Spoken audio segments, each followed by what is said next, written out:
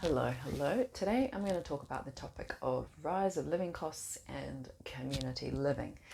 Now, some would say there is a rise in living costs in the comparison of potentially how much something may cost to obtain maybe now compared to 12 or 24 months ago.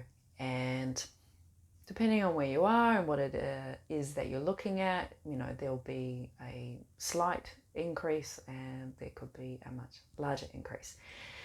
Now with that, and then those that potentially living in suburban kind of environments, potentially those that are sort of pondering or exploring parts of modern society that maybe they don't feel really resonates with them, it's not something that they're really enjoying partaking in, can then lead people into looking at, well, what other options are there for me to live, to be, to do in my life, and obviously my immediate, community, family, all of that, depending on your circumstances.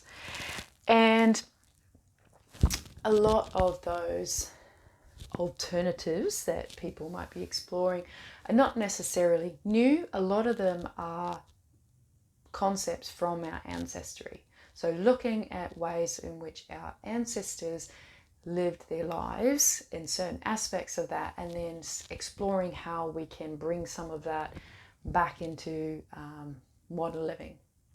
It's not something that everyone is focusing on, of course, I'm well aware of that, but for those that are looking at ways of obviously living life a little bit differently, also looking at ways in which they can be a bit more sovereign in not being so reliant on like governmental or companies or other sort of supposed external authorities, not being so reliant upon them and not so reliant on particular systems to be able to provide for themselves and their families and their communities.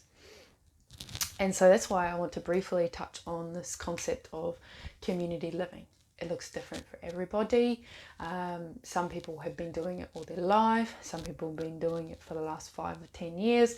Some people are just starting to look into, well, what is community living and how can that look for myself, or what sort of options are there out there. And so, yeah, community living is a big concept. It's just a big sort of term, big umbrella, I guess. And it obviously encompasses a lot of things about, sharing resources. Things like obviously food, energy, time, living spaces. There's probably so much more that I haven't even mentioned just now. But those are sort of like the 4 or 5 main aspects of it. Yeah, food, energy, time, living spaces. I've probably forgotten some other kind of limb or whatever there. So my apologies. And so when I'm talking about things like food, we're thinking about, obviously growing food. How much of your food can you grow where you're currently living or where you intend to be living? And, can you be trading the food as well with neighbours or those that live within a community? And then things like community gardens or shared gardens as well. Like, you don't just have to have a garden in your backyard. It can be a garden that's actually shared with other people.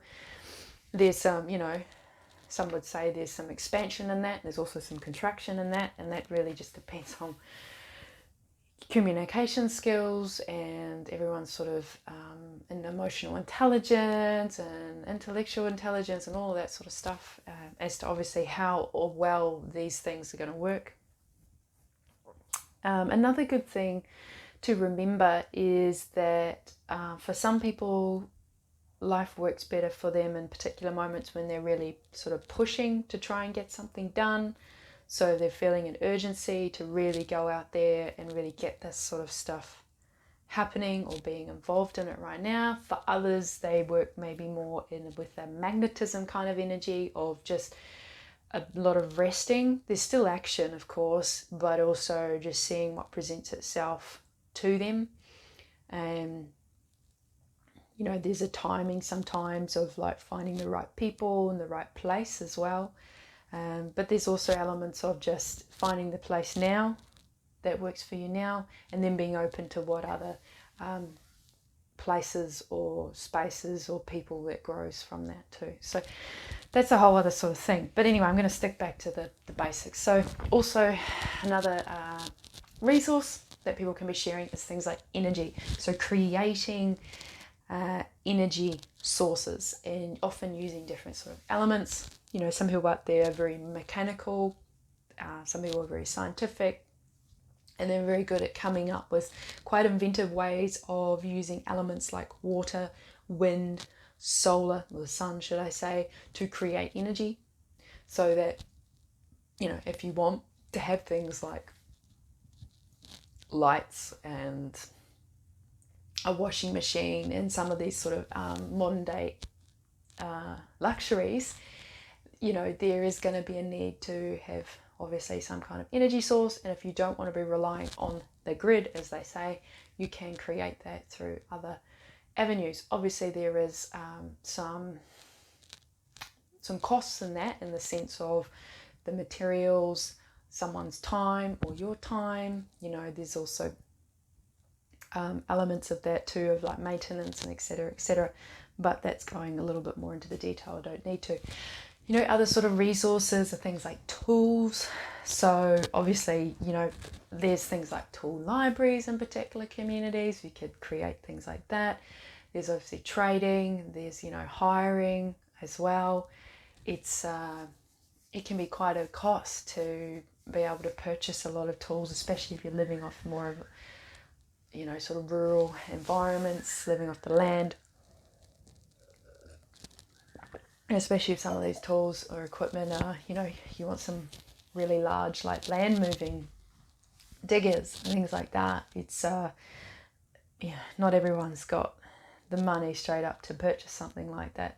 So you get what I mean? So being more inventive about how you can be a guardian or custodian, or a temporary sort of borrowing of tools that you may need, especially if it's only for a few occasions. But obviously if it's something that you're going to be using regularly, then, you know, you can invest in and maybe obtaining that, and then figuring out ways that, you know, tools can be shared. And obviously perfect timing, should I say, of also expressing, like, yes, there's a big element of trust and involved with a lot of these things too. And I can't really say whether it's something that's become less prevalent or more prevalent in the human timeline at this current moment, but there is a big element of people, especially in modern societies, not having trust of others.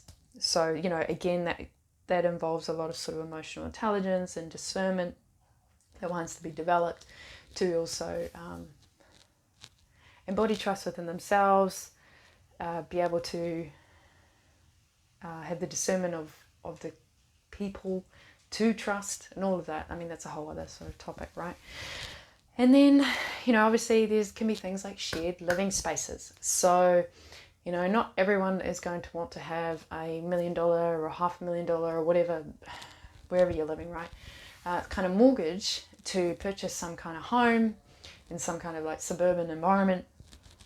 There may be other options, and that can be things like, you know, tiny homes or living in shared living situations. Could even be something like a community that's often usually rural, but it can also be a more of a suburban style, in which there's shared living spaces. You know, there could be shared kitchens or shared outdoor cooking places, shared bathrooms or shared toilets, or not, you know, like it's depending on people's comfortability. And then having one's own, you know, your own bedroom or their own other little spaces. So, you know, there could be lots of different ways, as I've talked before, and how you can be custodians of land. It doesn't have to be all supposedly under the name of one particular person. And the whole concept of land ownership is just, that's a whole other topic for another day. But being a custodian of land with others is one way in which you can keep living costs down. as well. It's not always just about like keeping costs down. As for some people, it's also about the power that they feel in that they have a lot more choice and they feel more free, in the sense they're not so reliant upon another kind of external organization to make decisions for them or to control particular aspects of their life. So yes, obviously these things are really great for keeping costs down potentially, but there's also, like I was saying, there's this other energy that also a lot of people are drawn to these kind of things as well. So there's a practicality and then there's an energetic pull to it as well. So yeah, there's also things like time responsibilities that, you know, we often say things like, oh, it takes a village to raise a child and all of that sort of jazz. So when there's responsibilities around looking after particular community members and family members, right, there's often, you know, children and there's elderly who need support with a lot of their everyday life, you know, depending on the age of the child and depending on where the elderly person is at, is also going to depend on how much support they need, obviously. So, you know, that's a big element. Like that takes up a lot of particular amounts of time for particular people to be caring for that and to be able to really feel that they can give in that space and not have to also be doing X, Y, Z, A, B, C, D, E, all the other letters in the alphabet, which can happen, especially if you're like a single parent, you know, and then also if you're having to look after your parents or your grandparents, you know, it's a lot. And then also having to bring all these other resources in, it's a lot of responsibility. And what often ends up happening is that, I mean, obviously, you don't potentially have a lot of time and energy to take care of yourself, and everything else that you're doing because of that is, I'm not saying you have to give everything that you do in life 100%, but you often can feel like, oh, I'm not giving as much as what I'd like in the things that I'm doing because there is so much responsibility and so many places I need to be at once. And if that's all residing just on your shoulders, it's a lot, you know. And, you know, we could get into the whole concept of, you know, there can be a push towards like what people might call the broken home or whatever, or the fragmented family unit, you know. And I understand, should I say, you know, living with other people is not always easy. You know, deciding to go live with your family, your extended family, or your parents, or having your children move back into your home, your adult children, like it's not the easiest thing in the world, right? Like, we can be quite sort of separate in how we like to live our lives, and depending on your family environment, right, it can be really traumatic. And for some, it's just not possible because there is just so much mental health, emotional health. You know, there could be things like addiction and whatnot going on. It just actually would be even more detrimental to go back into those spaces. But again, this is the thing about community living, is you don't always have to live with your biological family. You can create family also through having a really beautiful network of people that you get to meet throughout your life. I'm not encouraging you to disregard your family, because for some people, living back in with their family is amazing and it works really well for them. And for some people, it's not available. So creating a network of a like-minded family, or a family in general that's not necessarily biological, is really beautiful too. So obviously there's things like this caring responsibilities can then be shared more among people. But it's not just about caring responsibilities, there's also other skills as well that can be shared. So I don't know, maybe someone's really good at preserving food and they really enjoy it. And so people in the community will be going to them and going, hey, can you preserve the food? And they might be going, yeah, great. And someone else in the community might be really mechanical and really enjoy, you know, fixing mechanical resources, mechanical tools. And so they may become the person that does a lot of those kind of things Someone might be really good with finances, so people will be going to them and talking to them about the finances of the community. So, and again, caring, being a caregiver, that's a skill too. And so people might be going to them going, okay, well, can our kids all, come and see you and you, maybe a couple of you or whatever, are looking after the kids for so many hours a day. So, see where I'm going with this?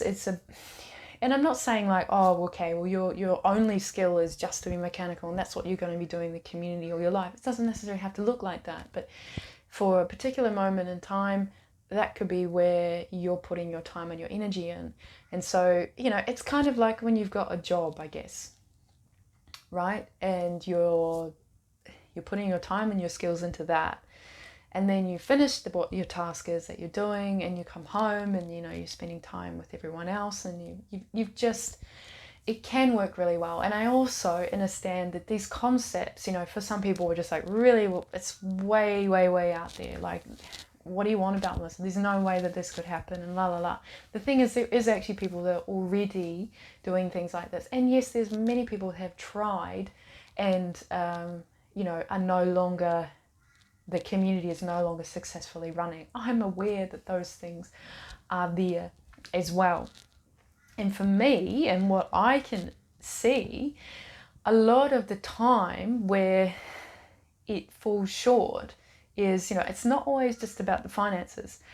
A lot of the time, it's about the interpersonal relationships. People will call it politics, whatever, but interpersonal relationships.